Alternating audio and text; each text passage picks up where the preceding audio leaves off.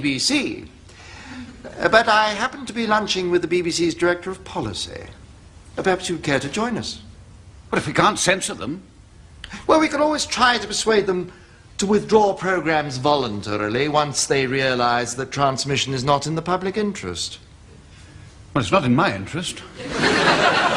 And I represent the public, so it's not in the public interest. That's a novel argument. We haven't tried that on them before, have we? I'm sorry, Mr. Hacker, but the BBC cannot give in to government pressure. Well, let's leave that on one side, shall we? No. Let's leave that on one side, shall we? Please, Minister. Frank, I wonder if I could raise something else. There is considerable disquiet about the BBC's attitude and hostility towards the government. But that's absurd.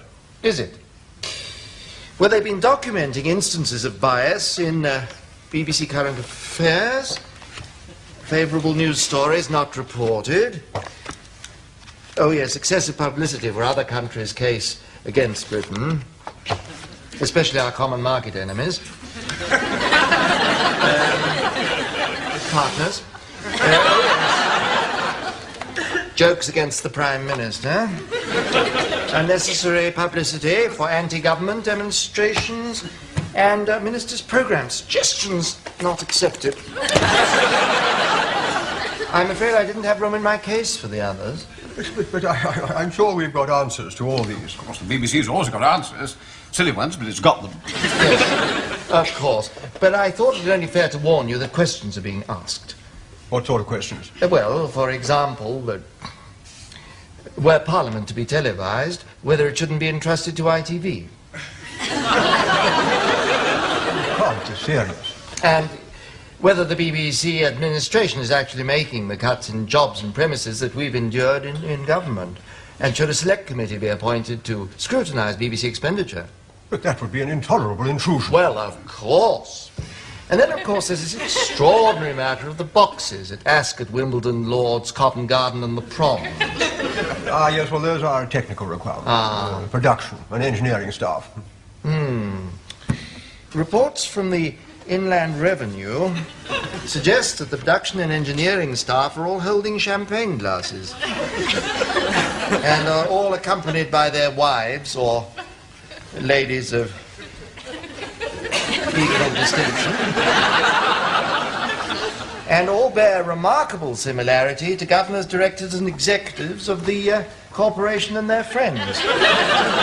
Oh, I say, you've come out very well, haven't you? Mind you, it is just possible that we might be able to contain all this criticism provided the files don't get any larger.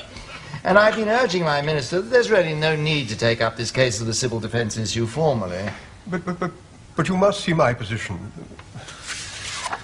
The BBC cannot give in to government pressure. No, of course not. We wouldn't want them to, would we, Minister? Wouldn't we? No, of course we wouldn't.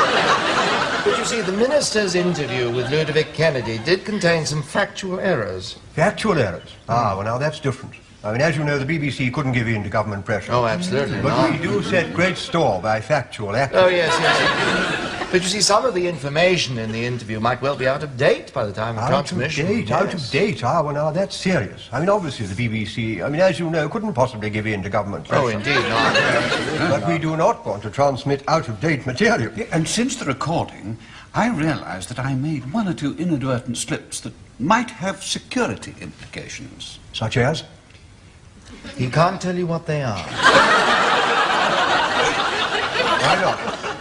Security. You can't be too careful about security, I do agree. If the defence of the realm is at stake, well, we do have to be very responsible. Oh, yes. I mean, obviously, the BBC couldn't give in to government pressure. No, absolutely. But security, well, you can't be too careful. Can't be too careful, you say. No, if there are inaccuracies and security worries, well, the BBC wouldn't want to put the interview out. Precisely. That puts a completely different complexion on it.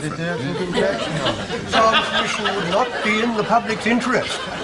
But I must make one thing absolutely clear. Yes? There can be absolutely no question of the BBC ever giving in to government pressure.